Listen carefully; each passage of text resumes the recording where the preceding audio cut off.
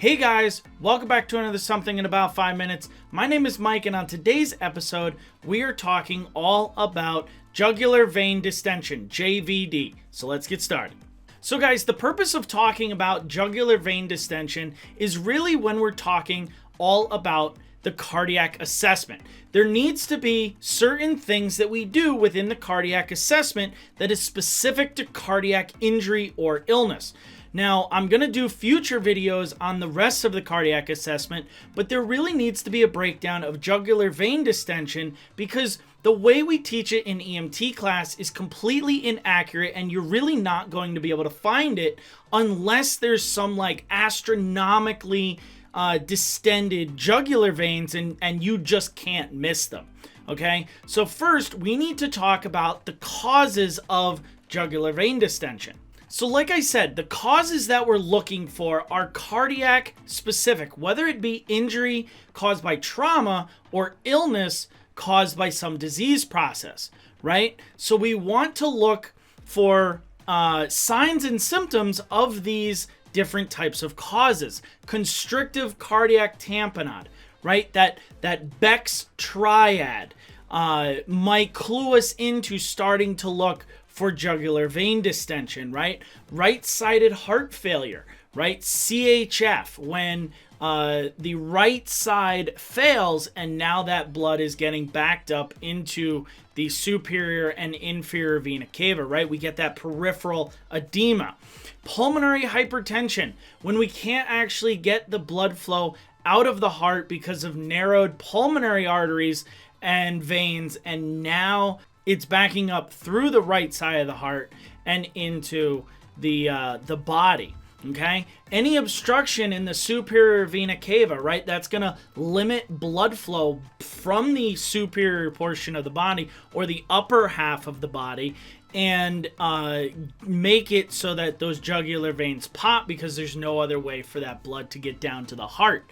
And the last one is stenosis of the tricuspid valve. Now, the tricuspid valve is the valve that separates your right atrium from your right ventricle.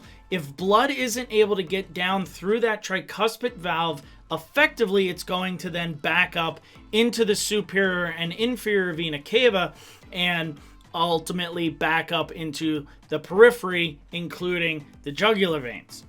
So like I said, we really do a terrible job as instructors with our curriculum about positioning our patient correctly when we are looking for jugular vein distension.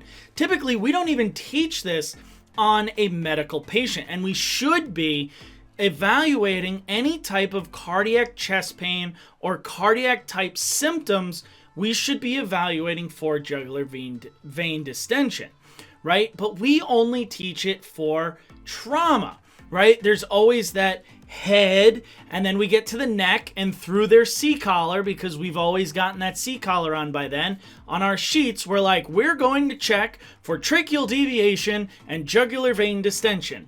And really, they're supine, they're flat, their nose is vertical to the ceiling, and we're looking flat at the jugular veins. We're never actually going to be able to see them unless, like I said, they are so astronomically swollen that we cannot miss them. What we need to do is properly position our patient effectively so that we can actually see the jugular veins through the neck musculature. And here's how we're going to do that. Okay, we're going to first position our patient lying on their back with their head at a 45-degree angle, right? So this would be done great on like the stretcher, right? We lay them on the stretcher, their legs are flat, but their head is at that 45-degree angle. Secondly, we want to make sure that our patient's head is positioned looking over their left shoulder. And we do this because the right jugular vein is actually closer and more directly connected to the superior vena cava. we do this because we're going to get a better backflow of blood through that superior vena cava directly into the right jugular. Now, it will go into the left jugular, but we need to get more blood there.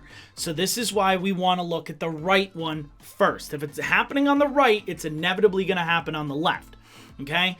And next, we want to make sure the patient is super relaxed. We don't want them stressed. We don't want them like this, right? We want them super relaxed, looking like this, okay? Now, when we actually have them positioned, okay, we're going to feel this muscle right here, okay? This neck muscle, and then your jugular vein is going to be right behind it, okay? And this is the area right here that we are going to look for that external jugular distension, okay? Right now on me, being that I'm sitting 90 degrees, not very relaxed, talking a lot, that's probably going to be fairly flat, okay? Even if I was at a 45-degree angle at fairly flat, I don't have all these cardiac issues, whether trauma or disease, to really make that jugular pop. However, if your patient has one of those types of causes, cardiac tamponade, pulmonary hypertension, an obstruction, tricuspid valve stenosis, and or the big one being right-sided heart failure, they will typically, you will see a jugular vein that is popped out of the neck. And that is the proper way we need to be conducting our jugular vein distension for our cardiac assessment. Hopefully this clears up a lot of confusion for you guys. Do it on your next medical assessment. Show your instructors in class how awesome you are by really focusing in on your cardiac assessment. Guys, take care, and I will see you guys in the next video.